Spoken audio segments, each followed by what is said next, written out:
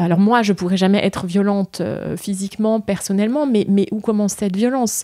Et encore une fois, c'est voilà, quand on la ressent, quand on a l'impression d'en être victime, comment est-ce qu'on trouve le chemin, voilà, pour ne pas répondre à la violence par la violence, quoi. C'est extrêmement compliqué, je trouve. Protestante, pour moi, protestante, c'est vraiment un beau mot. Protestante, c'est un mot qui porte un peu de subversion, un peu cette idée de lutte. Protestante, réduire les discriminations, réduire les inégalités sociales, économiques, mais aussi de genre. C'est la seule manière de construire la paix dans ce monde. Protestante, debout. Que les femmes se fassent vraiment confiance parce que leur lumière, on en a besoin dans ce monde. Protestante, quand on a Dieu.e avec nous, on peut aller partout. Bonjour à toutes et à tous et bienvenue sur Protestante, un podcast produit par Regard Protestant. Je suis Jérémy Claes et aujourd'hui je suis heureux de vous présenter ma conversation avec Caroline Ingrand-Offet. Issue d'une longue lignée de pasteurs, de nationalité franco-suisse, Caroline Ingrand-Offet est la fille d'un ancien élu socialiste et un temps directeur d'Amnesty International France, le pasteur Jean-Louis Offet. Dans une interview pour le média écologique Reporter, elle dira d'ailleurs que son père l'emmenait autant à des réunions politiques qu'au culte le dimanche et qu'elle a grandi avec l'idée que l'église pouvait être un lieu de vie politique au service de la communauté. Pasteur depuis 2010 à Kolbsheim, un petit village à 15 km de Strasbourg, Caroline utilisait autrefois des leviers liturgiques pour sensibiliser ses paroissiens à l'écologie. Mais en 2017, son engagement en faveur de l'environnement a pris une toute autre tournure, en s'engageant avec vigueur contre le GCO, le grand contournement ouest de Strasbourg, un tronçon autoroutier payant qui a nécessité la destruction de 10 hectares de forêt.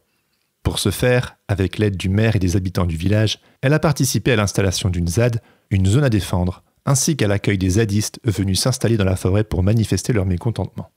Largement relayée par les médias, cette zone à défendre a fait grand bruit, notamment avec la présence et l'engagement de Caroline qui a rajouté à cette lutte un aspect un peu plus spirituel.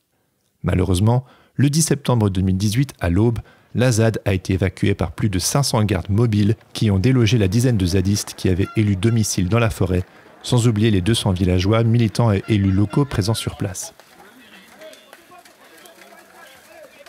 Un événement qui a marqué de manière indélébile ceux et celles qui ont participé à cette lutte et dont nous avons également discuté dans cet épisode. Aujourd'hui, celle que l'on surnomme parfois la pasteur des zadistes poursuit sa lutte de manière différente, notamment en se tournant vers la désobéissance civile. Par exemple, en novembre 2022, aux côtés d'autres représentants religieux, elle s'est positionnée en faveur du blocage lors de l'action de l'organisation interreligieuse américaine Green Faith contre Total Energy. Ensemble, nous avons discuté de lutte environnementale, de non-violence et de désobéissance civile. Sur ce, je vous laisse écouter ma conversation avec Caroline Ingrand-Offet. Bonne écoute. Bonjour Caroline. Bonjour. Merci de me recevoir chez toi, dans ta base. Déjà, quand on arrive à l'extérieur, on rentre dans une ambiance. J'ai vu un petit peu les panneaux, les petites constructions sur le côté. Puis c'est ton mari qui m'a ouvert la porte et qui m'a fait découvrir plein de choses déjà bien avant qu'on commence à enregistrer. Donc merci de me recevoir pendant mon petit passage en Alsace. Caroline, est-ce que tu pourrais brièvement te présenter pour les personnes qui ne te connaissent peut-être pas encore ? Brièvement présentée. Alors, je m'appelle Caroline Ingrand-Offet. J'ai bientôt 48 ans. Je suis pasteur à Kolbsheim, donc dans l'Union des Églises protestantes d'Alsace-Lorraine, l'UEPAL, depuis 2010. Voilà, pasteur. Et comme je suis franco-suisse, j'étais avant ça pasteur en Suisse. Right. On va retourner du coup dans le temps, Oui. justement. Est-ce que tu pourrais nous raconter un petit peu de ton arrière-plan personnel et à quel moment la foi chrétienne et le protestantisme a fait son entrée dans ta vie ? Depuis toujours. T'es née dans une famille protestante ? Oui, comme je dis toujours, je suis tombée dedans quand j'étais petite. Donc voilà, j'ai beaucoup de... Enfin, que des ancêtres protestants et beaucoup d'ancêtres pasteurs avant moi, des deux côtés, du côté alsacien par mon père, la famille Hoffet, et du côté suisse par ma mère, la famille Bieler. Et des deux côtés, il y a beaucoup d'ancêtres pasteurs. Après, ça n'a pas empêché que j'ai vraiment fait mon choix personnel. J'ai demandé le baptême à la fin du catéchisme. Donc mes parents avaient fait le choix de ne pas nous baptiser, ma sœur et moi. Et donc c'est moi qui ai fait la demande de baptême.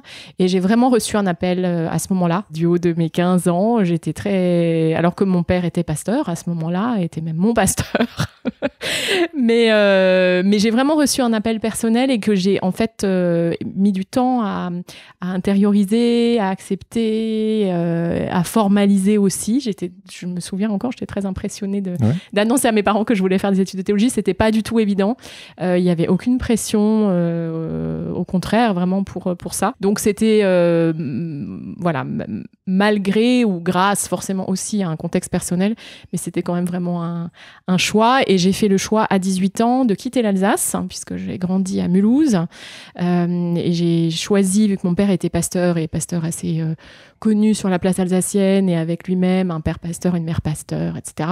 J'ai choisi d'aller faire mes études à Genève pour ne pas être juste la fille d'eux et la petite fille d'eux. Et donc j'ai quitté l'Alsace à 18 ans et je suis retournée en fait du côté de la famille de ma mère à Genève, où j'ai fait toutes mes études. Ensuite j'ai choisi d'aller faire une année de stage dans l'ERF de l'époque. C'est quoi l'ERF ? J'ai passé Église réformée de France, devenue EPUDF entre-temps. Et à Nîmes, j'étais dans une paroisse de centre-ville de Nîmes, au Grand Temple, où j'ai rencontré grande famille de pasteurs de la paroisse où j'étais en stage et dont j'ai rencontré à mon retour à Genève 1 an après un des enfants, Jean-Sébastien, qui est devenu mon mari. Et que j'ai rencontré tout à l'heure. Voilà.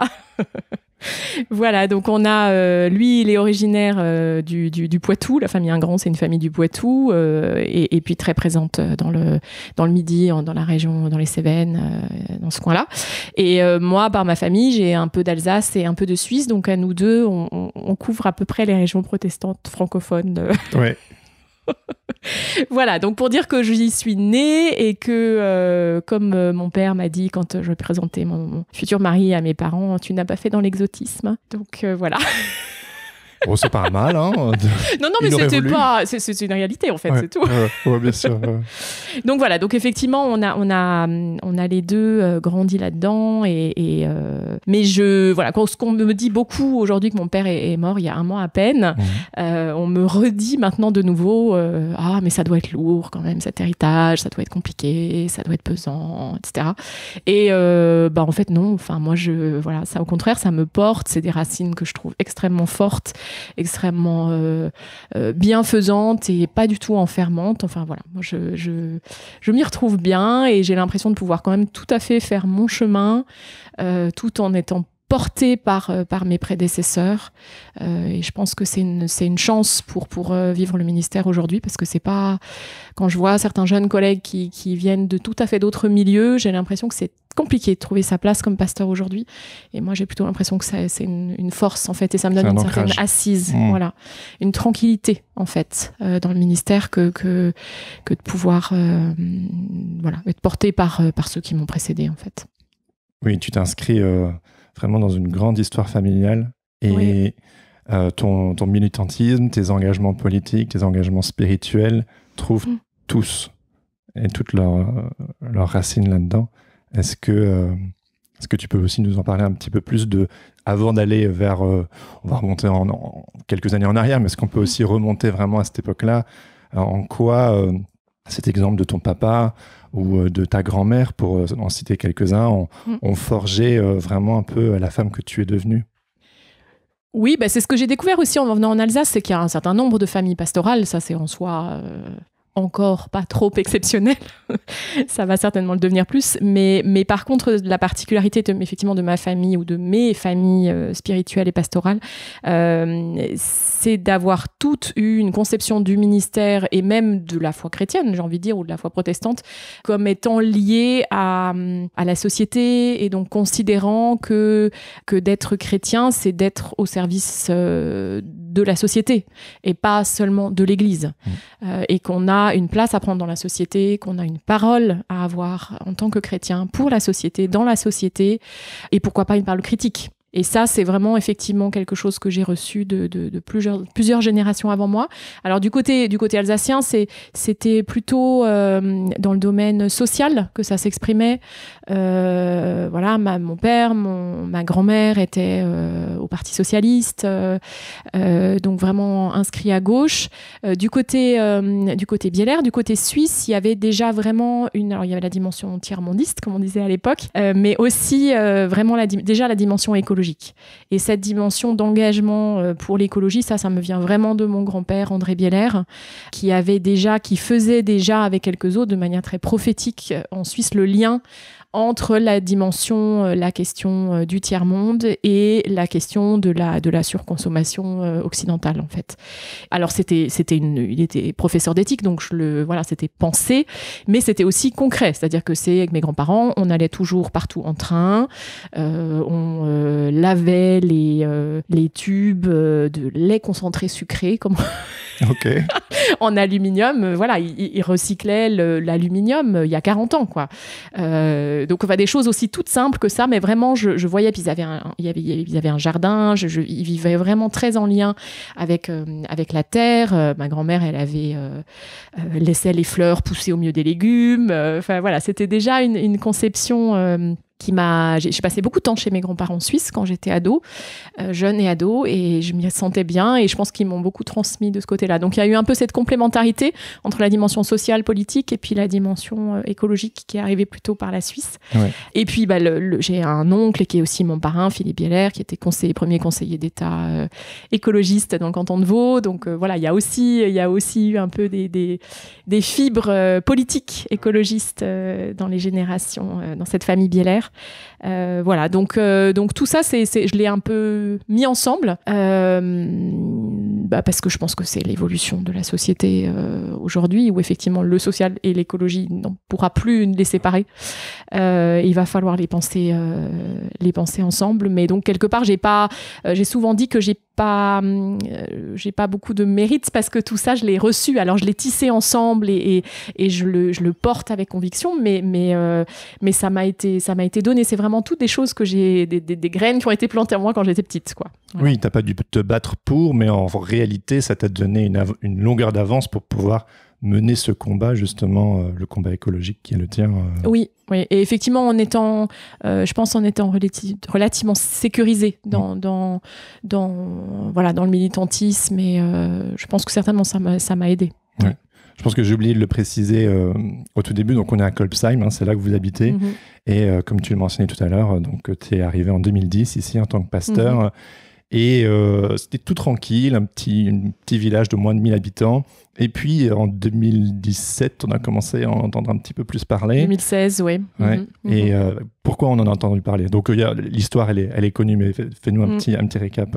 Alors c'est une histoire très très ancienne, puisque c'est le projet d'autoroute de contournement de Strasbourg. Il est aussi vieux que Notre-Dame-des-Landes, donc voilà, c'est un projet qui était dans les cartons depuis très longtemps et qui est ressorti effectivement en 2016 parce qu'il y avait un financement qui avait été trouvé. Donc voilà, c'est quelque chose qui était latent. Quand je suis arrivée en 2010, il y avait déjà l'écriteau Kolbsheim dit non au GCO. Voilà, grand contournement ouest GCO sur la mairie. Donc c'était présent, mais c'était un peu comme ça, par derrière, quoi. Oui, le maire avait déjà sensibilisé la population. Oui, beaucoup. Le maire était déjà extrêmement... Danny Karcher était extrêmement sensibilisé et sensibilisant et mobilisant les gens du village là-dessus. Mais effectivement, quand je suis arrivée en 2010, c'était pas en première position des préoccupations des gens. Et voilà. Et puis, effectivement, en 2016, quand c'est vraiment ressorti des cartons et que ça a commencé à vraiment... on sentait que ça allait probablement se faire puisque le financement était trouvé. C'est là que moi, je me suis déclarée officiellement, positionnée dans mon église, dans le cadre d'un culte contre ce Le culte projet. des récoltes? Oui, le culte des récoltes, effectivement, en octobre 2016. Et puis juste avant ça, des élus locaux sont venus vous chercher parce que tu t'es positionné, mais à un moment donné, tu n'as pas eu le choix, tu étais obligé de te positionner, on est venu te chercher. Alors en fait, ce qui est assez effectivement étonnant dans cette histoire, c'est que bon, ça c'est vraiment le contexte alsacien, hein, où dans les villages, les pasteurs ou les curés d'ailleurs ont encore une certaine notoriété avec le maire, etc. C'est encore un petit peu à l'ancienne, et c'est vrai que les élus suite à la COP21 et à la mobilisation des églises dans le cadre de la COP21, il y a un certain nombre de maires de villages mobilisés contre ce contournement qui sont allés voir d'autres pasteurs, pas moi, hein, à l'autre bout du GCO en fait, et sont allés leur dire bon bah alors vous avez votre église a signé des beaux papiers, maintenant est-ce que vous êtes avec nous ou vous n'êtes pas avec nous? Et donc effectivement c'est comme ça qu'une collègue a été cherchée par le maire de son village, et suite à ça le maire d'ici m'a dit ouais mais tu sais, vous savez, on se vous voyait encore à l'époque, il y a vos collègues qui sont intervenus dans des manifestations, donc il y avait un clair appel du pied, donc je peux pas dire que j'ai été obligée, mais disons que c'était devant toi. Comme j'ai dit, j'aurais plus été cohérente si je l'avais pas fait, dans la mesure où tout le monde savait, je pense que ça correspondait à mes convictions, que c'était pour moi une évidence d'être contre, parce que c'est vraiment un projet absurde à un niveau global, quoi. Plus de routes, tout ce qu'on sait, plus de routes égale plus de bouchons, sans compter les terres, les zones humides, bref, et tout le reste. Mais entre que les gens sachent que j'étais contre et puis le dire publiquement, il y avait évidemment un pas que j'ai décidé de franchir au moment où vraiment effectivement c'était pour moi j'étais simplement plus cohérente à l'intérieur de moi si je disais aux gens allez manifester tout seul, moi je reste dans mon église, quoi. Donc il s'est passé quoi à ce culte des récoltes? Alors ce culte des récoltes, c'est déjà comme particularité que j'avais réussi à mettre le curé dans le coup, parce qu'en fait on a ici à Kolbsheim, ça c'est une autre particularité alsacienne, il reste un certain nombre d'églises simultanées, c'est-à-dire des églises où les catholiques et les protestants célèbrent dans le même lieu. Trop bien. Oui, c'était aussi ce que je me disais en arrivant à Kolbsheim. Et maintenant peut-être Non, malheureusement l'œcuménisme ça voulait pas dire œcuménisme, c'est-à-dire que la messe est à 8h45 et le culte est à 10h. D'accord. Voilà.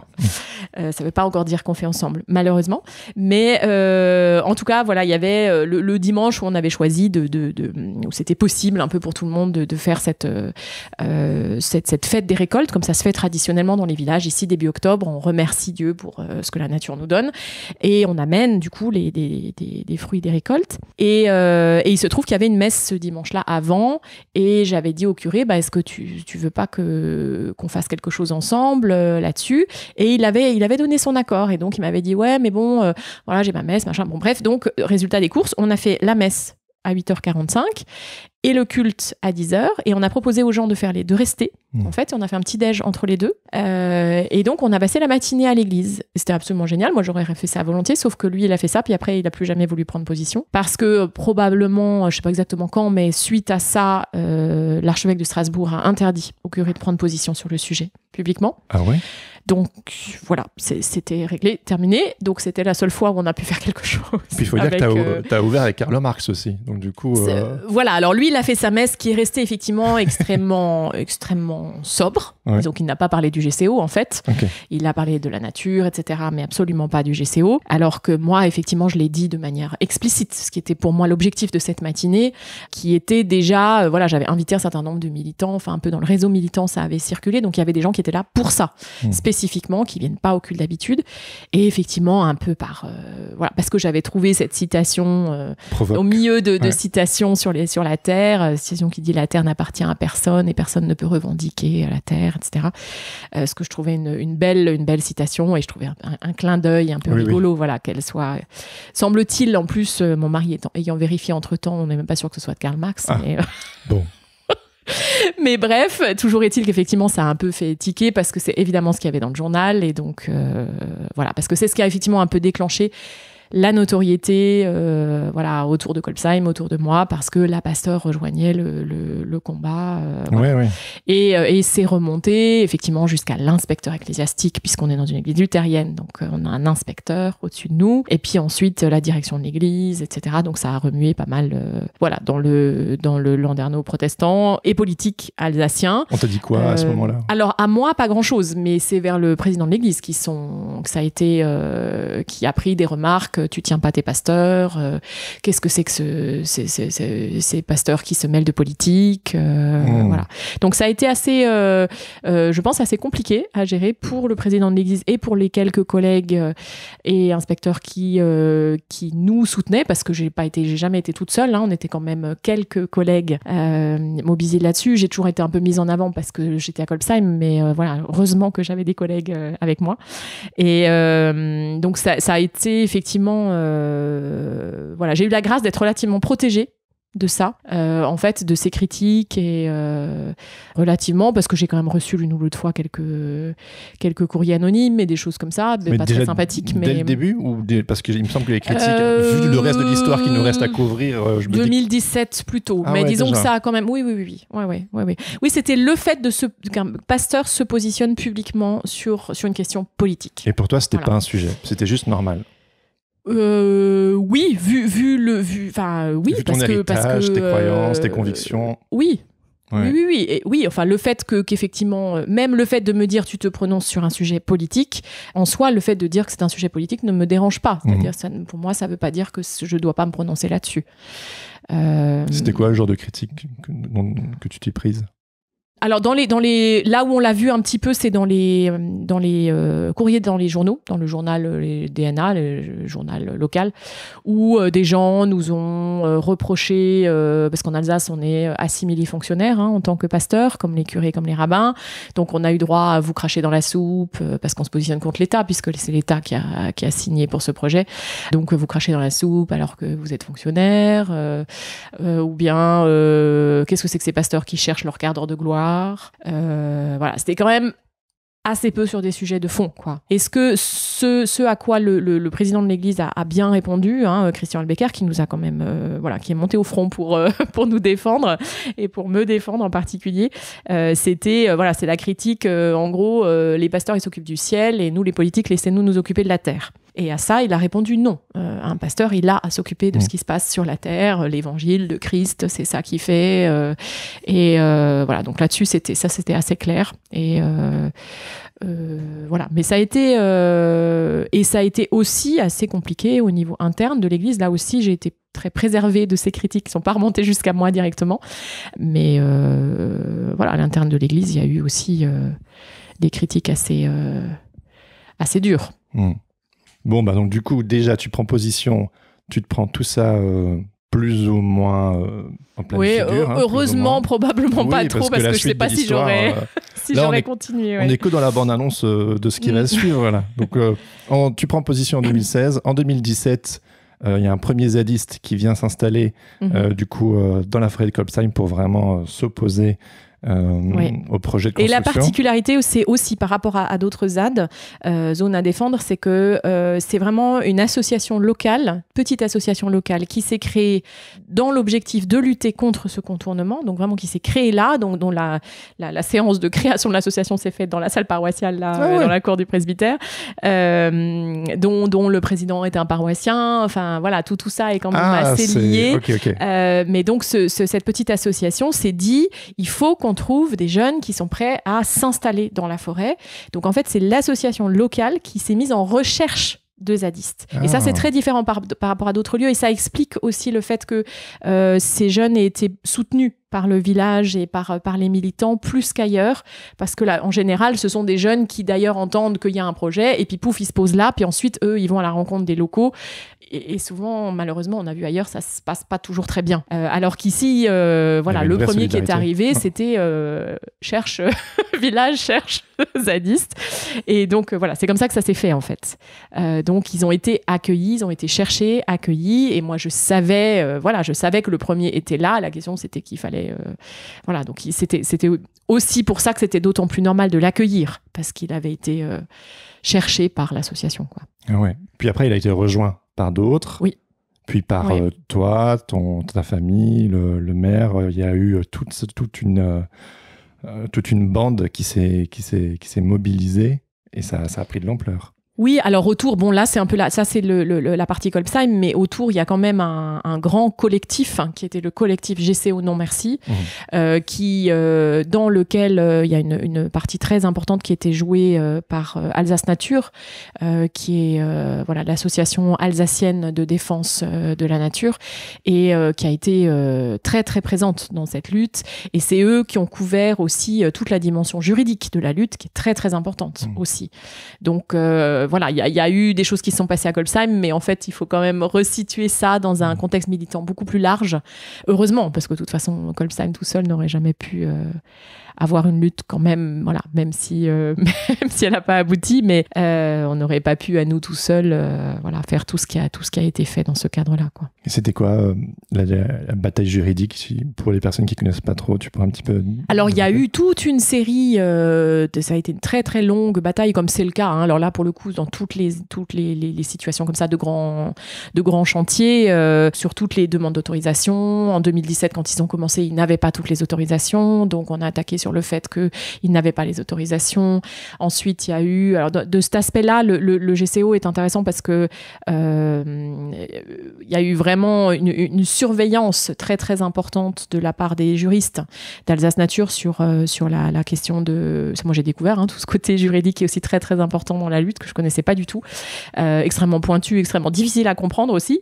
Mais ce qui a été dit ici, ce dont Vinci, qui est l'entreprise à laquelle qui a été chargée de mener à bien ce projet, a beaucoup dit, c'est qu'en fait, du coup, il y a eu un nombre de mesures compensatoires extrêmement important, un nombre de plantations compensatoires extrêmement important, et ils se sont beaucoup plaints, Vinci, en disant que ça faisait encore monter voilà, toutes les compensations pour d'autres projets, que ça allait faire jurisprudence et que les pauvres, ils allaient plus réussir à suivre parce qu'il y avait tellement de mesures compensatoires.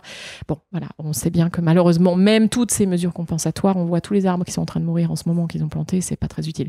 Mais voilà, pour dire qu'il y a aussi tout ce pan juridique très important de la lutte, et c'est ce qui est aussi intéressant dans une lutte comme ça, c'est que moi j'avais ma petite place de pasteur, le maire avait sa place en tant que politique, il y avait les juristes, il y a les militants des associations, il y a les gens des villages, il y a les jeunes qui sont venus à la ZAD, et on a vraiment réussi à créer une alchimie voilà, qui a priori ne devrait pas forcément fonctionner. Oui, il y a entre eu une vraie magie ici. Oui, vraiment. Et c'est vrai que par rapport à d'autres lieux, le fait qu'il y ait une dimension religieuse là-dedans, à travers la présence de pasteurs et de chrétiens revendiquant d'être là en tant que chrétiens, c'est assez voilà, étonnant et unique, en tout cas à l'heure qu'il est. Je pense qu'à l'avenir, les chrétiens sont peut-être plus présents. Mais voilà, ça c'était effectivement un des aspects particuliers, et de jamais avoir c'est comme ça que moi je l'ai vécu, c'est de jamais revendiquer d'avoir plus de raisons d'être là, d'avoir ni évidemment de vouloir convertir qui que ce soit, mais simplement de dire voilà, moi je suis là au nom de ces convictions là, et ça m'intéresse de savoir au nom de quoi vous êtes là, et puis en fait on se rend compte qu'on a tous le même objectif et que chacun avec nos motivations différentes, on est complémentaires et on va tous dans la même direction, et donc ça permet de vivre des choses très très très intéressante et très belle rencontre surtout. Bah oui, toi tu en as parlé dans diverses interviews, tu étais un peu sur une ligne de crête, il y avait peut-être cette tentation de te fondre dans le militantisme et laisser de côté tes convictions religieuses à la maison, où il y avait le devoir de réserve, et tu as réussi vraiment à maintenir ces deux-là en équilibre, et c'est pour ça que ça a marché. Enfin, malheureusement le projet a eu lieu, mais cette magie dont on parle et qui apportait des fruits différemment, c'est parce que tu étais sur cette ligne de crête, ça ne devait pas être évident à tenir. Ouais. Comment tu l'as vécu ? Il y a eu cet épisode effectivement de la première journaliste qui est venue me voir après l'épisode de 2017, donc où effectivement le premier zadiste, pour reprendre le fil de l'histoire, le premier zadiste qui est arrivé, donc cette ZAD qui s'installe pendant l'été 2017, et puis l'épisode suivant, c'est que le maire est venu toquer à ma porte en me disant écoute, on se dit qu'il faudrait pouvoir alerter les gens quand les machines vont arriver, parce qu'on sait qu'elles risquent d'arriver, et toutes les autorisations ne sont pas encore obtenues, donc on a vraiment toutes les justifications pour s'opposer à l'arrivée des machines et au début des travaux. Donc, est-ce que tu es d'accord qu'on utilise des cloches pour alerter les gens du village, tous ceux qui n'ont pas les réseaux sociaux, etc. Ça serait peut-être plus efficace, sachant que la forêt a une des forêts à défendre, hein, mais voilà, il se trouvait que c'était ici que la ZAD s'est installée, et vraiment à quelques centaines de mètres du village. Et donc, je lui dis, bah oui, bien sûr. Puis je lui dis, de toute façon, l'église, elle appartient à la mairie, donc quelque part, il n'avait pas besoin de me demander mon autorisation. Hein, ça relevait pas de mon pouvoir. Et puis voilà, puis après, il s'agissait de savoir qui était de garde, quel matin, etc. Et puis moi, j'ai dit, bon, bah, je me mets dans le tour de garde. Et puis il s'est trouvé que le matin où les machines sont arrivées, c'était moi qui étais de garde. Donc c'est moi qui suis allée sonner. Voilà. Et donc je dis pas tirer la corde comme les journalistes. On s'imagine un petit peu. Voilà. Les journalistes voulaient tous me filmer en train de tirer la corde. Un peu, ça fait un peu Robin des Bois comme ça. Voilà, mais en fait, non, c'est beaucoup moins. C'était juste comment dire, dans les tableaux électriques, là. Ah oui, je suis perdu aussi. Voilà, mais bon, enfin bon, c'était vraiment un plomb, quoi. Un bouton, quoi. Voilà, rien de très intéressant, de très visuellement intéressant pour les journalistes. C'est vrai qu'il y a un truc très dramatique dans cette idée de genre, venez les gens, et puis tu te vois et en fait, la corde et tout. Malgré tout. Voilà, mais cela dit, c'est vrai que c'était impressionnant pour moi au moment où je l'ai fait quand même. Hein. C'est vraiment un souvenir. Voilà, j'ai couru à l'église. Enfin, c'était assez très particulier quand même. Et puis effectivement, ce jour-là, vu que c'était la première fois que ça a fonctionné, enfin qu'on a appelé les gens à intervenir, on s'est retrouvés avec les réseaux sociaux ensuite en plus, évidemment, hein, une centaine de personnes. Et ce jour-là, les forces de l'ordre sont arrivées après nous, et donc se sont retrouvés un peu devant le fait accompli. Vous faisiez barrage, c'est ça ? Qu'est-ce que vous avez fait ce jour-là ? Ouais, alors en fait, il y avait, dans mon souvenir, parce que maintenant ça commence à remonter, hein, ça fait 6 ans, mais il y avait surtout une machine qui est de ces machines qui est censée attraper les arbres comme ça, un peu de les prendre dans mon souvenir, c'est ça que je visualise. Mais j'avais 2-3 machines, c'était pas la grande invasion, quoi. Et en fait, du coup, il y a quelques personnes qui se sont attachées aux arbres et aux machines, si je me souviens bien. Et du coup, voilà, les machines se sont arrêtées et le maire de Colpsheim surtout a tout de suite alerté la députée. La députée a téléphoné à Paris et ça s'est arrêté comme ça en fait, par monter par téléphone et redescendre, voilà. Et donc les travaux ont été arrêtés. Et comme ces travaux de coupe de forêt ne peuvent se faire que durant une tranche d'1 mois, c'est assez précis pour des raisons de préservation de certaines espèces, entre autres les chauves-souris. Du coup, on savait que en fait, en gros, on avait fait gagner 1 an à la forêt.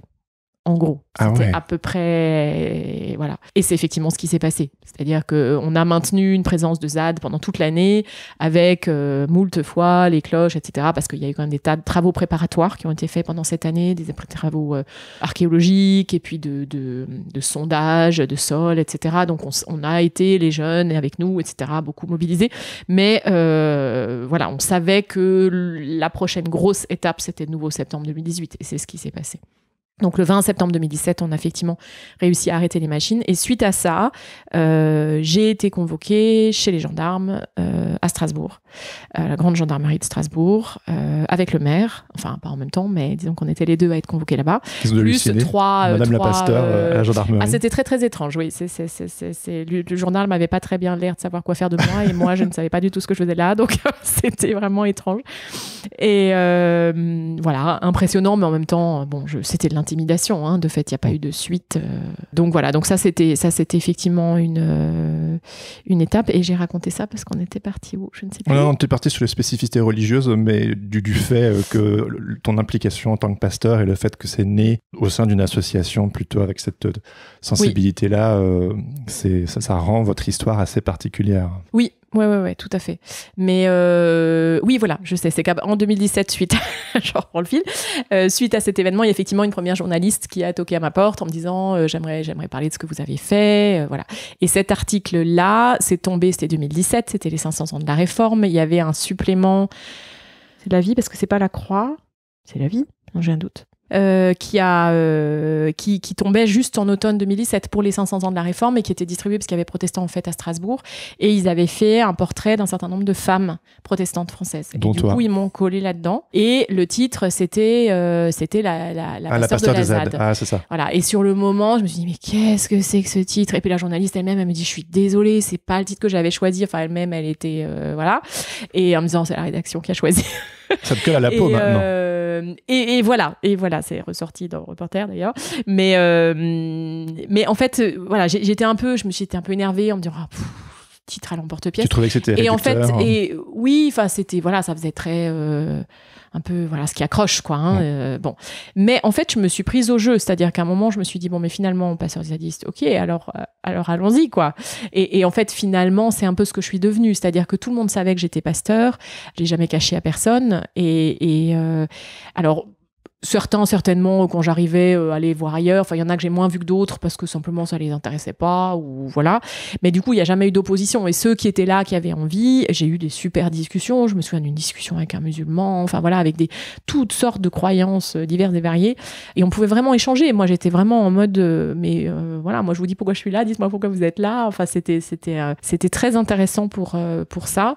Et petit à petit, grâce aussi à l'équipe de collègues autour de moi, voilà, on a vraiment réussi à assumer une présence protestante, j'ai envie de dire, même si beaucoup de catholiques nous disaient mais pourquoi vous êtes tout seul et pourquoi nos curés sont pas là, et voilà. Mais ça, malheureusement, on a essayé, mais il y avait rien à faire.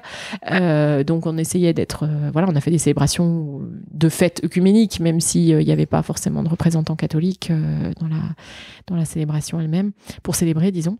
Mais voilà, donc petit à petit, j'ai de manière assez naturelle et assez tranquille, comme ça, assumé jusqu'à effectivement me dire, ah mais tiens, mais c'est Noël en fait. Et puis il y avait des jeunes qui avaient pas de famille et qui donc nous ont dit, bah en fait, nous on va passer Noël là. Et passer Noël en Alsace dehors, pour folichon, donc il y avait de la boue, il faisait froid, et donc je me suis dit, mais en fait on peut pas les laisser comme ça à Noël sans rien faire, quoi. Et donc avec les militants aussi, on s'est dit, bon bah on va faire une petite célébration de Noël, voilà. Et ça, c'est vrai que ça reste un des souvenirs les plus extraordinaires pour moi, parce que c'était de se retrouver dans la boue, dans le froid, avec des gens qui quand même si globalement ils étaient soutenus, voilà, c'est quand même c'est rude. C'est quand même ces jeunes qui, c'est quoi leur vie, c'est quoi, enfin bon, les critiques qu'on peut entendre, avec le mot zadiste, déjà, c'est pas franchement positif dans la bouche de beaucoup de gens. Et donc j'étais très très reconnaissante et très très touchée d'être là avec eux ce jour-là et de pouvoir leur dire. Vous avez fait quoi du coup? Vous avez. Un culte de Noël. C'était rigolo parce que les militants autour qui étaient là, c'était pas forcément les zadistes, mais les militants étaient là, oulala, pasteur débarque, il faut se mettre en mode église, quoi. Donc ils avaient tout rangé, ils avaient mis une table, une nappe blanche, ils avaient ressorti la couronne de l'Avent que je leur avais amenée un mois avant, et les bancs bien alignés. Puis moi je suis arrivée, j'étais là, non, ça va pas être possible, hein. Moi je suis pas... je suis pas venue pour faire un laïus, donc je me suis mis de l'autre côté de la table, j'ai mis les bancs en rond, et puis on a fait un partage autour de citations sur la nature que j'avais ramené. J'avais ramené des recueils des petites recueils où il y a quelques chants de Noël, et ils ont avec un collègue qui jouait de la guitare aussi, on leur a fait choisir les chants de Noël qu'ils avaient envie de chanter. Enfin voilà, on a fait quelque chose de très participatif, et puis je leur ai dit, vous savez, dans la nativité il y a les bergers, nos bergers c'est un peu vous, parce que vous êtes vous êtes en dehors du village, vous êtes ceux qui sont vous venez de loin, vous sentez pas bon, voilà, et ceux dont on se demande mais qu'ils y vont là, et on veut pas qu'ils viennent se mélanger à nous, etc. Voilà, vous êtes nos bergers, en même temps qui en l'occurrence, c'est à eux que les anges sont venus annoncer la bonne nouvelle. Donc voilà, en disant voilà, je suis contente d'être avec vous ce jour-là, quoi. Ça devait être fort quand même. Oui, c'était cette communauté comme ça que tu as portée, que tu continues de porter, mais pendant ces quelques années-là, ça devait être hyper intense, cette proximité, l'intensité de cette lutte vécue au quotidien, puis ces rapports, cette confiance qui s'est tissée entre vous. Oui, et qu'il fallait tout le temps regagner, en fait, parce que comme les jeunes ont beaucoup tourné, il y avait tout le temps des nouveaux jeunes, et tout le temps il fallait regagner cette confiance. Et comme ils avaient accès à la salle paroissiale, en fait, moi je les voyais défiler là, je les voyais arriver. Donc quand je voyais une nouvelle tête, quand j'avais le temps, coucou, je sortais, je disais voilà, bonjour, et puis je sentais toujours tout de suite là. Et voilà, puis chaque fois il fallait en même temps c'est la salle paroissiale, donc on vient chez toi. Ouais, tout à fait, mais voilà, le fait que effectivement de sentir que j'étais pas dans le jugement et pas voilà, et en même temps ils ont globalement vraiment respecté les règles qu'on leur donnait par rapport à la salle paroissiale, qui était quand même partagée aussi par des activités paroissiales, et donc c'est vraiment voilà, globalement c'est une espèce de cohabitation qui s'est vraiment bien, très, très bien passée, et voilà, il y a inévitablement des frictions et voilà, parce que c'est pas voilà, parfois on voit dans des livres comme ça l'impression que les ZAD c'est le paradis sur terre. C'est pas le cas non plus, hein, et évidemment pas, et c'est d'ailleurs assez touchant parce que un des ministères, ou des pans de mon ministère de pasteur de la ZAD, ça a été aussi d'avoir des contacts avec un certain nombre de familles zadistes qui s'inquiétaient pour leurs enfants. Et du coup, il y en a un certain nombre qui ont téléphoné au maire ou qui m'ont téléphoné à moi. Et j'en ai accompagné comme ça un certain nombre par téléphone, en essayant aussi de leur dire à quel point moi j'étais admirative de leurs enfants. Et pour eux, certains, c'était extrêmement inquiétant de sentir leurs enfants comme ça vivre de rien et machin. Il y en a qui étaient vraiment soit énervés, soit inquiets, soit il y en a qui cherchaient. On a une femme qui cherchait sa fille dans toutes les ZAD, et donc on a fait des recherches avec des photos. Enfin, il y a eu vraiment des espèces de d'accompagnement aussi des familles zadistes, et j'ai trouvé ça très très touchant aussi, très. Et pour eux, c'était très précieux d'avoir, voilà, si c'est la pasteur qui leur disait oui, votre fils est là, il va bien. Voilà, évidemment, ça avait un poids. Voilà, ou le coup où ils avaient ramené, parce que les jeunes, les zadistes, ils ramenaient des jeunes qu'ils trouvaient dans les rues à Strasbourg, en fait, des SDF. Donc il y avait aussi un côté, là pour le coup, vraiment communauté de tous ceux qui savent pas où aller et pas du tout militants, donc ce qui posait d'autres problèmes. Ah, bien sûr. Mais voilà, quand ils se sont retrouvés tout à coup, ils ont découvert qu'en fait, ils avaient ramené une mineure qui s'était échappée de son foyer. Ah oui, tout à coup, Caroline, tu voudrais pas téléphoner parce que nous, on peut pas dire qui on est, on peut pas dire où on est, donc en fait, voilà. Donc voilà, c'était toutes sortes d'accompagnements de tout type. Ah ouais. Et c'était. Ça va être bouillonnant de vie et de contradictions aussi. Alors après, c'était parfois un petit peu lourd pour la famille ici, parce que c'est vrai que pour ma famille, avec nos 2 filles.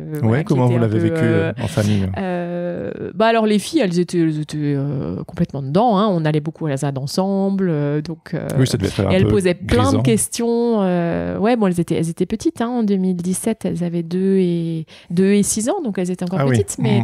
Mais la grande, elle posait déjà plein de questions expliquer que ces jeunes avaient fait ce choix de vie, que voilà, ils avaient choisi de vivre sans électricité, dans la précarité, pour défendre dans le froid, pour défendre la nature, etc. Ça posait plein de questions. Et puis pourquoi on n'est pas d'accord avec les policiers, voilà, pourquoi les policiers sont méchants. Donc ça nous a obligés avec mon mari aussi à nous positionner sur toutes ces questions en se mettant au niveau des enfants. C'était un beau défi aussi. Ça va être exposant pour vous en tant que famille, parce que c'est vraiment quelque part tous ces zadistes et toute cette situation, c'est presque je sais que vous étiez volontaire, mais votre sphère intime était entièrement mélangée. Oui, alors ça a été un peu, heureusement cette période-là, parce qu'en fait, en 2017, il y a eu cette, on a réussi à faire partir les machines, donc elles sont revenues effectivement en 2018. Donc pendant toute cette année, on allait régulièrement à la ZAD, mais la ZAD était en bas, ailleurs. Mais effectivement, le 10 septembre 2018, la ZAD a été évacuée.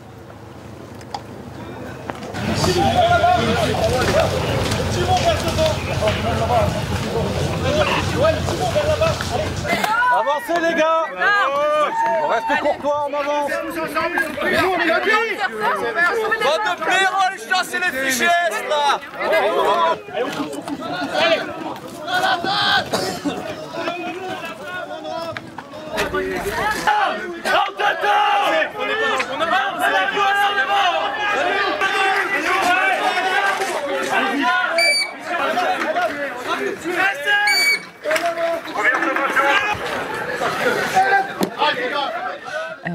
Violemment. Oui, alors on était là pour le coup, j'ai de nouveau sonné les cloches parce qu'en plus on était prévenus la veille quand même, on savait, il y a eu par des sources, voilà, on a su que ça allait se faire, mais là évidemment les forces de l'ordre étaient, ils ont débarqué à 550 en Robocop, comme on les voit à Paris, quoi. Vraiment, c'était très très impressionnant, et donc évidemment face aux 200 militants et 20 zadistes qui étaient là, c'était même pas la peine, quoi, en fait, hein, le combat a été perdu d'avance, et ça a fait qu'en fait la ZAD en particulier a été évacuée dans les quelques heures avant, une fois qu'on a su que c'était pour le lendemain matin. Ils ont débarqué, je dirais à minuit, je me souviens, j'ai entendu du bruit, je suis redescendue, que j'étais déjà couchée, et ils étaient en train, moi je leur avais dit, ramenez tout ce que vous pouvez dans la salle paroissiale. Donc la salle paroissiale s'est transformée en dépôt annexe de ZAD, et avec les fûts de bière, les tuyaux pour s'attacher aux arbres, enfin tout. C'était extraordinaire. Et ils ont tous dormi là. Et en fait, comme il a fait beau cette année-là, vraiment ce mois de septembre, ils ont installé des tentes et ils ont dormi dans la cour du presbytère. Donc ce septembre 2018, on a vraiment cohabité avec les zadistes. Mais au point que je leur avais dit, alors vous voyez la fenêtre là-haut, là, quand les volets sont fermés, c'est ma fille qui dort. Donc quand les volets sont fermés, j'aimerais qu'elle puisse dormir. Ouais. Donc voilà. Et globalement, vraiment, ça s'est bien passé. Il y avait vraiment, ils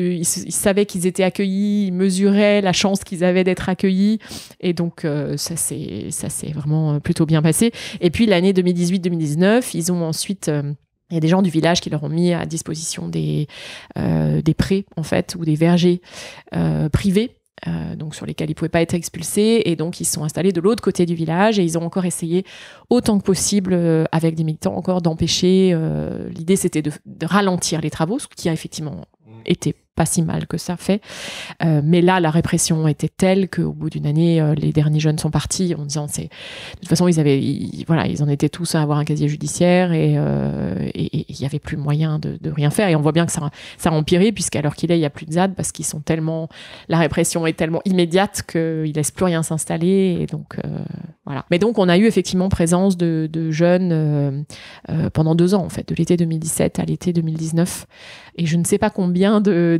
jeunes ont défilé, mais je pense que entre 100 et 200 en tout cas, parce que ça a beaucoup tourné.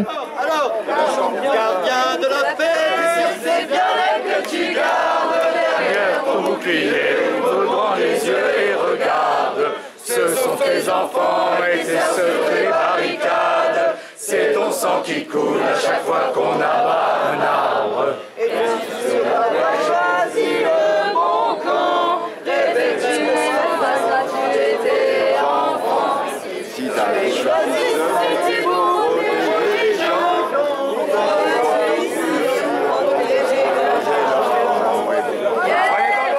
donc il y en a quand même beaucoup, et il y a encore il n'y a pas si longtemps, il y a un jeune qui a sonné à la porte qui m'a dit « Ah, tu te souviens de moi ?» Puis tu ne me souvenais pas parce que oui, il est tellement... Ouais. Mais si, mais tu m'as soigné quand je m'étais... Voilà. Enfin, lui, il avait souvenir extrêmement précis, c'était chou. Quoi. Oui, c'était chiant. Et il était tout. Il y en a de temps en temps qui débarquent comme ça, dire « Ah, mais on a vécu des trucs ici. » oui. Donc voilà, puis quelques-uns avec lesquels j'ai encore des contacts aussi. Salut, c'est le Jérémy du montage. Après avoir quitté Caroline pendant que je réfléchissais à tout ce qu'on s'était raconté, je me suis rendu compte que nous n'avions pas abordé une étape importante de cette lutte. Il s'agit de la cérémonie d'adieu aux arbres.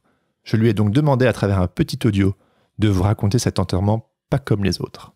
Suite à la coupe de la forêt et puis à l'évacuation de la ZAD, très rapidement dans les jours qui ont suivi, il s'est avéré que tout le monde était sous le choc, que ce soit les gens du village, que ce soit les militants des associations, que ce soit les jeunes zadistes, bref, les politiques locaux aussi, tout le monde était un peu perdu pour savoir comment réagir dans cette situation et comment gérer aussi émotionnellement cette situation, individuellement et collectivement. Et donc, je me suis dit, moi, en tant que pasteur, notre outil quand on est face à des gens en deuil, c'est de réunir les gens et d'avoir une cérémonie d'enterrement Et donc, on s'est réunis une petite équipe de pasteurs, mais aussi d'artistes du village qui se sont proposés. Et donc, on a monté effectivement une célébration qu'on a appelée enterrement des arbres, ou adieu aux arbres. Et cette célébration donc a eu lieu dans l'église de Kolbsheim, mais il m'a paru vraiment indispensable que tout le monde puisse s'y sentir bien.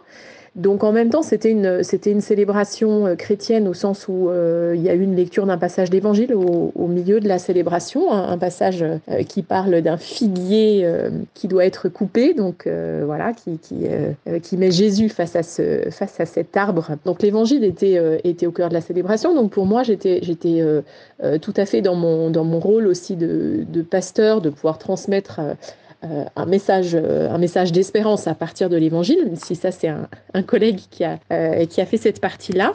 Mais autour de ça, l'idée pour que tout le monde se sente bien, c'était déjà d'adapter aussi le lieu église à ce qu'on voulait y vivre et à ce que tout le monde s'y sente bien, parce que pour les jeunes zadistes qui, dans leur mode de vie, n'ont jamais eu aucun contact avec l'église, c'était même inconcevable de simplement s'asseoir sur un banc d'église.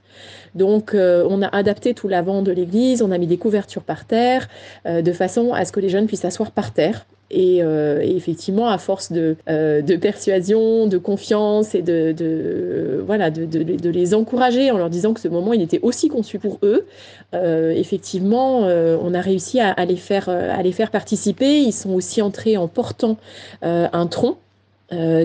Qu'ils avaient cherché dans la forêt, donc qui vraiment symbolisait cette forêt qui avait été coupée et à laquelle on disait adieu. On a lu des messages écrits par des tas de gens qui racontaient ce que cette forêt avait été pour eux. Et puis il y a une jeune aussi qui a partagé de l'encens en fait pour que la dimension, que tous nos sens puissent participer à ce deuil et que ça soit pas une célébration uniquement qui fasse appel à l'intelligence. Donc on a vécu un moment vraiment très fort. L'église était pleine. Il y avait même des gens à l'extérieur et un des côtés rigolos, mais aussi très très très intéressant et important de la solidarité bien au-delà de l'église, c'est que à l'extérieur c'était la sono de la CFDT, de la CGT qui avait l'habitude de sonoriser les manifestations et qui était là pour sonoriser la célébration à l'extérieur. Et effectivement, cette célébration, elle a laissé des traces. On m'en parle encore aujourd'hui en me disant que elle a en fait donné une couleur à l'église, au bâtiment, église de Kolbsheim. Et les gens m'en disent aujourd'hui encore, ah oui, c'est l'église où a eu lieu l'enterrement des arbres, ah oui, c'est l'église où on vit, où on a pu vivre ça. Et donc, plusieurs personnes ont dit, ah ben alors, oui, maintenant, ça peut aussi être un peu mon église. Et c'est aussi un peu mon église. Donc, ça a joué vraiment un rôle d'ouverture de l'église sur le monde militant. Et sur la vie, tout simplement. Et en ça, c'était vraiment un moment extrêmement, extrêmement fort. Et paradoxalement, alors que j'ai pu être accusée de paganisme ou de toutes sortes de choses et susciter des critiques et des inquiétudes, moi, je ne me suis jamais autant sentie à ma juste place de pasteur qu'en pouvant accompagner cette très large communauté de militants qui étaient en deuil. Une spécificité aussi, c'est la non-violence et la désobéissance civile. C'est vraiment quelque chose de particulier dans votre lutte. Est-ce que tu peux un petit peu en parler ? Oui, alors la non-violence, ça a effectivement été un peu la marque de fabrique de la ZAD ici, et les jeunes savaient que c'était la condition pour que le maire, j'allais presque dire encore plus que la pasteur, parce qu'il y a le côté légal, pour le maire, c'est quand même très très compliqué, et la situation pour lui a été extrêmement difficile à gérer. Pas la ZAD, je veux dire, mais ce combat, et le fait que lui, il avait l'opposition du maire de Strasbourg et tout ça. Enfin, c'est vraiment lui. Il y a un petit côté village de Gaulois. Ah oui, tout à fait, vraiment. Ouais, même s'il y avait quelques autres villages mobilisés, mais c'était quand même le maire de Colpsheim qui était avec un autre, vraiment en tête de pont et qui a voilà, pour qui ça a été très très compliqué. Et effectivement, et moi, en tout cas pour les deux, c'était clair que la non-violence était le prérequis pour que ça se passe bien, au point que certains jeunes sont venus, ont vu et sont repartis en disant de toute façon, ici, si vous êtes non-violent, vous n'obtiendrez rien, moi je m'en vais. Voilà, nous ça on en a eu aussi. Donc c'était effectivement, et c'est vrai que ça a été d'autant plus difficile à la fin que ça a coïncidé avec le début des Gilets jaunes et avec la violence là qui donnait l'impression que la violence faisait que on obtenait des choses. Donc même auprès des militants, même des gens du village, on entendait ouais mais alors quoi, on aurait dû être violent, si on avait été violent, on aurait obtenu quelque chose. Ça c'était très impressionnant d'entendre ce désarroi dans la tête de ceux qui avaient défendu la non-violence jusque là. Mais voilà, donc c'était un prérequis. Après, moi, j'ai aussi vraiment appris à faire preuve d'humilité parce qu'il y a le grand concept de non-violence, mais après, quand on se sent soi-même vraiment, voilà, on s'est pris les gaz de lacrymogène, on s'est pris les phares à 5h du matin, pendant un mois, tant que les jeunes étaient là, on avait toutes les 20 minutes la voiture de gendarmes qui passait devant la cour et qui freinait, et tous les gendarmes dedans qui regardaient comme ça ce qui se passait dans la cour du presbytère, donc on était vraiment sous surveillance, clairement. Et ça, c'est quand même très, très, très étrange comme sentiment. Tu me l'as mimé, ça m'a trop fait bizarre. Ouais, c'était vraiment ça, quoi. Il freinait, on voyait tous les visages dans la voiture. Oh mon Dieu, on dirait un film. Ah oui, c'était et en même temps, avec ce respect, alors des policiers locaux, parce que là, il y a eu toute la période où c'était des policiers qu'ils avaient fait venir d'ailleurs, justement pour qu'il n'y ait pas d'accointance avec les locaux. Ouais. Mais je me souviens très bien d'un gendarme local qui, une fois, voulait parler à un des zadistes, et quand il était dans la salle, et qui m'a fait sortir de la cour du presbytère. Enfin, il a cherché le maire pour que le maire vienne me chercher, m'a fait sortir de la cour dans la rue pour me dire « j'aimerais parler à un tel, mais je ne passerai pas le portail du presbytère ». Okay. Donc une espèce de respect, voilà, de dire là, je sais que je suis plus, voilà, pour lui, il n'avait pas en tant que gendarme à rentrer dans le périmètre du presbytère, et ça m'a marqué parce que, et les jeunes aussi en fait, en se disant quelque part ça renforçait leur sentiment de sécurité en étant dans le presbytère. C'était assez étonnant. Je sais pas si juridiquement c'est fondé, mais en tout cas c'était très très clair. Et voilà, donc oui, cette non-violence, quand on se sent soi-même comme ça, vraiment qu'on a un sentiment de colère, d'injustice de la part de l'État, quand même, qui n'écoutait pas, parce que c'est quand même un projet autoroutier qui a eu que des feux verts, des feux rouges, je veux dire, environnementaux de partout, c'est qui s'alignaient les uns derrière les autres, et l'État est passé outre. Donc c'est incompréhensible, c'est insupportable. Enfin, c'est voilà, au-delà de la question que maintenant on vit avec le bruit de l'autoroute, c'était pas tant ça la question que de se dire mais en fait elle est où encore notre démocratie, alors que en fait voilà, on crée des instances pour qu'ils se positionnent sur des dossiers comme ça, et puis en fait on tient pas compte des positions des instances, donc à quoi bon? Et donc avec ce sentiment là, la question de où commence la violence en fait, voilà, et de qu'est-ce qui est légitime, qui est et vraiment de qu'est-ce violent, qui n'est pas. Voilà, quand on a un sentiment que vraiment la violence elle était du côté des forces de l'ordre, ça c'est une réalité. Ils ont quand même été extrêmement violent, et même leur présence était violente. C'était tellement énorme, tellement massif que rien que leur présence était une violence pour nous, que du coup on se dit ouais bon ok, c'est-à-dire est-ce que quand les jeunes ont lancé des ballons pleins de peinture sur les gendarmes mobiles, est-ce que c'est de la violence, quoi? Voilà. Pour moi, c'était plus si évident que ça, surtout qu'en général, comme ils visaient très bien, ils visaient à côté, donc... Donc non mais il y avait ce côté tellement bon enfant, tellement voilà, amateur du côté des militants, et en face une espèce de mur, vraiment à tout point de vue. Il n'y avait pas de dialogue possible, il n'y avait pas de rien, enfin vraiment et pas de passage possible, un mur au sens physique, puisqu'on ne pouvait plus descendre dans la zone où le chantier commençait. Voilà, moi je me suis dit ok, ouais, alors le grand principe de non-violence, il faut quand même un tout petit peu voilà. Et c'est quelque chose qui m'inquiète qui m'interroge et qui m'inquiète quand même aujourd'hui, c'est effectivement une question, quand on discute avec des jeunes, j'ai été sollicitée par des étudiants à Strasbourg, là, dans le cadre des manifs pour les retraites et tout ça. Et moi, très honnêtement, je peux pas. Je leur dis, je sais plus en fait très bien comment me situer par rapport à ça, à l'heure qu'il est. La désobéissance civile, tu veux dire ? Oui, enfin surtout par rapport à la violence, quoi. C'est-à-dire où est-ce qu'on place, voilà, jusqu'où on peut. Alors moi, je pourrais jamais être violente physiquement, personnellement, mais où commence cette violence ?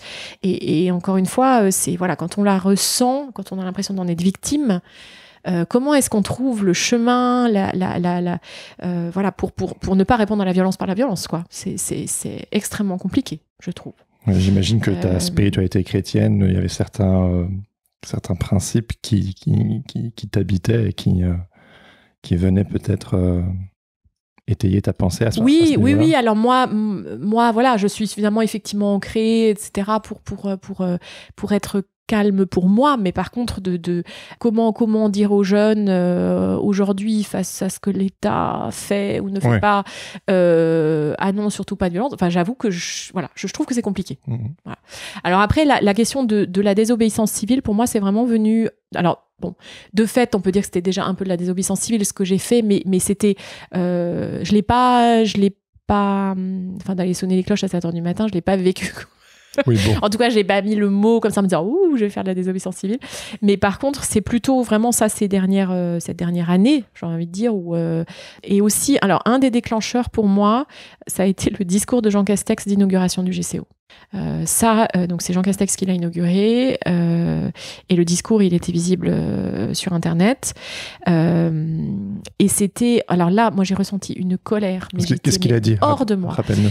Il a dit il a commencé en disant nous n'avons pas l'inauguration honteuse. Voilà, donc ce qui sous-entendait bien, enfin voilà, par rapport qu'il y avait eu faisant lien, enfin voilà, avec tout le contentieux, tout ça, et ensuite il s'est très gentiment moqué des militants écolos en disant oui, mais moi j'aime beaucoup le grand hamster d'Alsace, qui est l'espèce emblématique en voie de disparition pour laquelle la France a été punie par l'Europe sur les questions de protection du grand hamster et voilà, et que le Premier ministre se permette de faire rire son assemblée sur ce, enfin moi, et puis ensuite on a eu droit à de toute façon justement il faut simplifier les procédures parce que voilà, il faut pouvoir aller plus vite et puis il faut que toutes ces instances arrêtent de nous mettre des bâtons dans les roues et puis de toute façon il n'y a plus de problème avec les autoroutes parce que les autoroutes aujourd'hui sont vertes, parce qu'on va mettre plus que des voitures électriques dessus. Enfin, un discours. Et de toute façon, il a annoncé dans ce discours qu'ils allaient relancer tous les projets autoroutiers qui étaient arrêtés. Et c'est effectivement ce qui s'est passé depuis. On voit tous les projets autoroutiers relancés. Ah, ça a dû être une violence pour toi. Ah, mais moi, j'étais hors de moi. Et du coup, parce que là, on était en décembre 2021. Et voilà, tout le monde était atterré. Alors, il y a certains qui sont allés manifester pendant l'inauguration, proche du... Moi, j'avais pas pu, juste au moment de l'inauguration, je n'étais pas disponible, donc j'y étais pas. Mais c'était... voilà, plus personne ne savait comment réagir. Et moi, je me dis, mais c'est pas possible, en fait. On peut pas laisser le Premier ministre se moquer de nous comme ça, c'est pas possible, quoi. Enfin, c'était pas moi, c'était vraiment, là, je me ressentais, comme je l'ai vécu plusieurs fois, vraiment comme une espèce d'une certaine façon de porte-parole de tous les militants, que je sentais, mais vraiment dénigré, vraiment même écrasé par ce discours de manière scandaleuse. Et donc j'ai réécouté 5 fois le discours en boucle et j'ai noté toutes les phrases exactes et j'ai répondu. T'as écrit donc une lettre ? j'ai fait une réponse point par point sur tous les points et où j'ai commencé en disant vous n'avez pas l'inauguration honteuse, et bien nous n'avons pas la lutte honteuse. Et j'ai continué comme ça en répondant tous les points.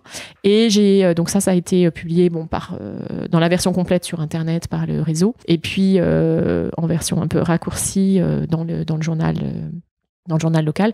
Et effectivement là j'ai bien vu que en fait, il n'y a pas eu d'autres réactions officielles, entre guillemets, ou de tête un peu de la lutte, parce que plus personne n'avait le courage de ça. Et vraiment, là, je me disais, peut-être que le pasteur, ça peut aussi être ça, quelqu'un qui moi, en l'occurrence, j'aime écrire aussi, et quand je suis au colère, ça a besoin de sortir, donc c'était aussi peut-être un peu, ma thérapie à moi. Ouais. Mais vraiment aussi dans ce sentiment que le pasteur, il peut aussi être porte-parole de ceux qui n'arrivent plus à dire ce qu'ils pensent. Et ça, je l'ai vraiment ressenti comme ça. Donc ça a été ce discours-là a été vraiment un élément déclencheur pour moi en me disant, on peut pas s'arrêter là. C'est pas possible, c'est trop grave ce qui est en train de se passer. Vraiment avec la crainte aussi, mais en fait là, je connais le dossier et j'entends toutes les horreurs, enfin les absurdités, les mensonges qu'il est en train de dire, mais tous les dossiers que je connais pas, en fait. C'est la même chose. Donc ça veut dire quelle confiance on a encore dans le politique. Et moi qui ai un père qui a fait de la politique, qui est vraiment, enfin c'est tellement important pour moi la démocratie. Je veux dire, et c'est une des discussions, des rares fois où j'ai eu des tensions avec les zadistes et quand ils me disaient on va plus voter, le politique tous pourris. Et là je leur disais non, je ne suis pas d'accord. Il y a eu l'élection pour Macron pendant qu'ils étaient là. Je me souviens, j'ai discuté avec plusieurs. J'ai dit je suis désolée, Macron c'est pas terrible, mais il y a pire. Et eux disaient non, de toute façon tous pourris, tous pareils. Et donc là-dessus j'ai vraiment donc vraiment j'ai toujours défendu les politiques, les personnes politiques parce que c'est très important, on en a besoin.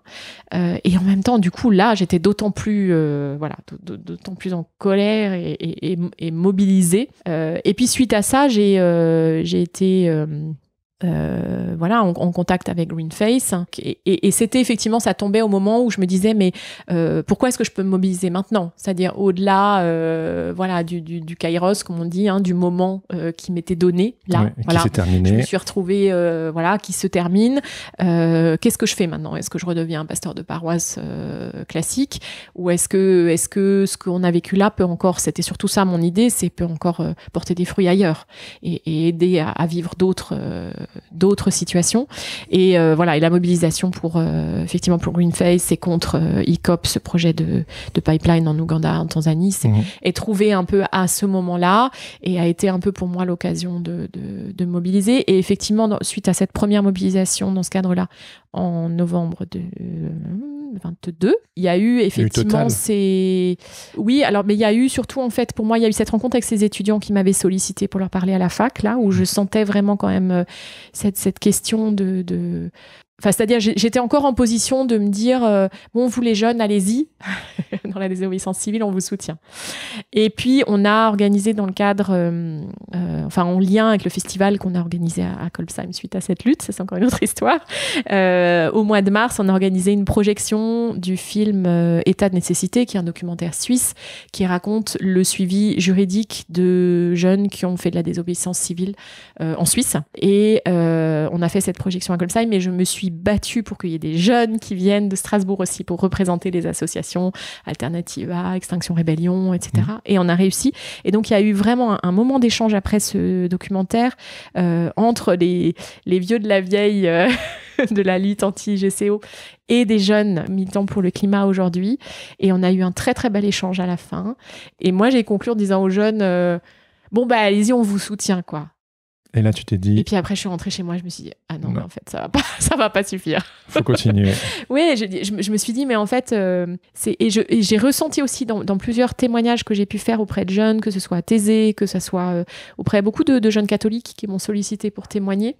J'ai ressenti à quel point, et assumé finalement petit à petit, le fait que j'étais d'une génération au-dessus, et voire deux, selon l'âge des jeunes, et que je représentais d'une certaine façon l'institution. Et que, en fait, pour beaucoup de jeunes, de sentir que quelqu'un qui est dans l'institution et qui est d'une autre génération peut les soutenir, être avec eux, et considérer que ce qu'ils font est juste, et que leur cause est bonne, et que leurs méthodes aussi sont tout à fait justifiables et justifiées, c'était extrêmement important. Et ça, j'ai trouvé ça très touchant. Et ça m'a beaucoup interpellée. Et petit à petit, voilà, avec finalement cette projection au mois de mars, je me suis dit, mais en fait, ça suffit pas de les soutenir, il faut être avec eux. Et la situation est tellement grave de toute façon que de part et d'autre, il faut y aller, quoi. Ouais. Il faut y aller. D'où, effectivement, ma participation concrète à la désobéissance civile sur une passerelle à Paris au mois de mai, toujours contre ICOP. Et avec cette dimension qui était très importante pour moi, de l'interreligieux, ce qui a été ajouté par cette lutte Greenface par rapport à ce qu'on a vécu ici, qui n'était pas du tout dans l'interreligieux, parce que ça ne se présente pas dans nos gentils petits villages alsaciens conservateurs. mais voilà, là, le fait d'être en interreligieux, je trouve que c'est extrêmement fort, et ça, je pense, ça ajoute une dimension symbolique très importante. Voilà, donc oui, la désobéissance civile, en tout cas, assumé, pensé, réfléchi à l'avance, assumé, voilà. C'est venu, c'est plutôt un fruit en fait de la lutte où finalement dans la lutte ici contre le GCO, j'étais un peu le nez sur le guidon et puis j'avançais un peu comme ça, comme ça venait, sans savoir, peut-être heureusement où j'allais au fur et à mesure, mais tout ça ce que je me disais finalement ces derniers temps, c'est que je me dis tout ça, ça a fait de moi une militante en fait. C'est plutôt cette lutte qui a fait de moi une militante que la militante qui a... Ouais, voilà. Les racines, et puis tu l'es devenue, et puis tu continues ton chemin. Mm-hmm. Et tu as vraiment réussi, enfin, réussi n'est pas le bon terme, mais tu as allié ta foi chrétienne, ton engagement. Enfin, il y a tout ça qui est hyper fort. Et que dirais-tu à quelqu'un qui a écouté ton histoire et qui aimerait peut-être marcher dans tes pas, mais qui a peut-être un peu peur parce que ça demande quand même beaucoup. C'est, en tout cas, l'impression que ça donne, c'est quand même vachement impressionnant. Qu'est-ce que tu dirais à quelqu'un qui ne sait pas trop comment se positionner entre la foi, la politique, la militance, l'engagement, qui est peut-être tiraillé ou qui peut-être se dit mais c'est pas pour moi parce que je n'ai pas le temps ou parce que j'aimerais bien mais en fait c'est compliqué ou les conséquences que ça peut avoir sur ma vie de famille. Enfin, je sais pas, il peut y avoir des tas de raisons. Qu'est-ce que tu dirais, toi ? Alors, je dirais d'une part que pour moi, l'engagement spirituel, disons, ou l'engagement chrétien, nourrit l'engagement politique et réciproquement. C'est-à-dire que quand on peut avoir des doutes sur ce qu'on fait au nom de sa foi, ou qu'on a des doutes sur le politique aujourd'hui, etc., d'allier les deux peut faire qu'on a effectivement, on se dit toujours, bon, il y en a un des deux qui va tenir, quoi, et qui peut porter l'autre pendant un moment, et voilà, ça je pense que chez moi, ça a joué comme ça, et puis qu'il ne faut pas être tout seul. Ça, c'est sûr que moi, j'aurais pas pu. Voilà, j'ai été mise en avant par les médias parce que les médias, ils cherchent toujours un visage, voilà. Mais oui, ce que je disais, c'est que effectivement, le fait de pas être seule, ça, c'est quand même.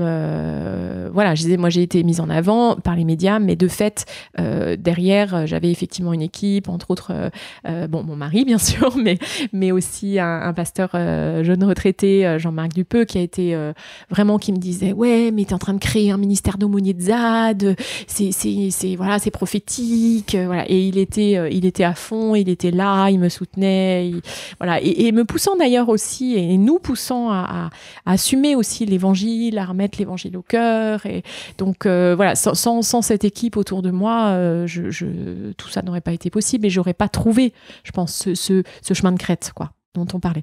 Donc ça, je dirais, il faut un collectif, quoi. Il y a pas, voilà, un ou plusieurs, si on a plusieurs ancrages, comme c'était mon cas, hein, parce qu'il y avait effectivement l'équipe de collègues pasteurs militants qui continuent à se rencontrer d'ailleurs, et puis l'équipe, voilà, le collectif GCO Non Merci, dans lequel petit à petit j'ai pu trouver mes marques après avoir fait mes preuves. Je sentais bien que c'était pas forcément évident, mais voilà, j'y ai finalement vraiment eu ma place en définitive. Donc voilà, ça c'est sûr que il faut d'abord trouver des alliés. Et je pense que même simplement pour lutter contre l'anxiété et l'angoisse que peut susciter notre société d'aujourd'hui, si on reste tout seul, c'est forcément beaucoup plus angoissant que si on arrive à... On peut s'angoisser tous ensemble aussi.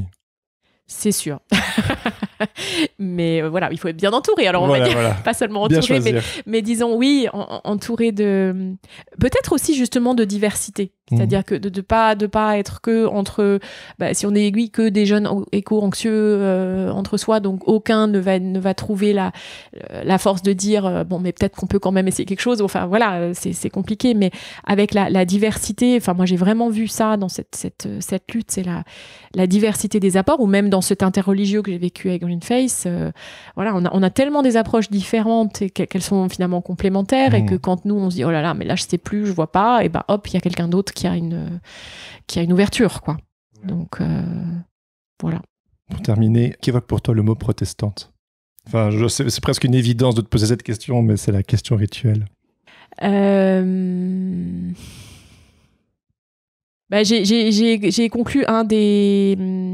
parce que j'ai donc dans les lettres anonymes que j'ai reçues, il y en a une signée d'un élu du Bas-Rhin. Je sais que c'est un élu du Bas-Rhin parce que c'était suite à une distribution qui a été faite dans le cadre d'une réunion des maires du Bas-Rhin et qui m'a renvoyé la feuille en me mettant « Je vous rends votre torchon, vous portez bien votre nom de protestant ». C'est violent et c'est drôle à la fois, quoi. Et voilà. Et donc, j'ai répondu, oui, je crois que je le porte pas trop mal. Donc, voilà, oui. Protester dans le sens de résister. En fait, moi, quand on me dit protester, c'est le mot résister qui revient, qui vient parce que ça me paraît extrêmement important justement pour ne pas être dans l'anxiété et dans la désespérance, de se rendre compte que si on se met ensemble, on est capable de résister. Et quand bien même ce pourquoi ou contre quoi on lutte se fait, ce qui est le cas ici, on a gagné. On a gagné tellement de partage, de rencontres, de motivation, de découverte de l'autre, de complémentarité, enfin tellement de choses que c'est une victoire. Donc bien sûr, ça vaut la peine de résister. C'était ma conversation avec Caroline Ingrand-Offet que je remercie chaleureusement. Si cette conversation vous a interpellé, n'hésitez pas à le lui dire ou à vous procurer le livre Dieu.e, Christianisme, sexualité et féminisme, édité aux éditions de l'Atelier. Un chapitre entier est consacré à Caroline et la lutte qu'elle a menée à Kolbsheim. Ce podcast est produit par Regard Protestant qui propose chaque jour un regard sur l'actualité vue par les médias protestants. Pour en savoir plus, visitez www.regardprotestant.com. Si cet épisode vous a plu, n'hésitez pas à le partager avec vos amis, à mettre 5 étoiles sur Apple Podcast ou à laisser un commentaire sur Spotify. Ça aide vraiment le podcast à se faire connaître de plus en plus. Vous pouvez également m'écrire pour me faire part de vos retours ou me faire des suggestions d'invités sur le compte Instagram @protestante-podcast. Vous retrouverez toutes les informations dans les notes de cet épisode. Je termine en remerciant Laurent Bazar pour l'habillage sonore de ce podcast. Sur ce, je vous donne rendez-vous dans 2 semaines pour un nouvel épisode. En attendant, bonne semaine à toutes et à tous. Ciao, ciao.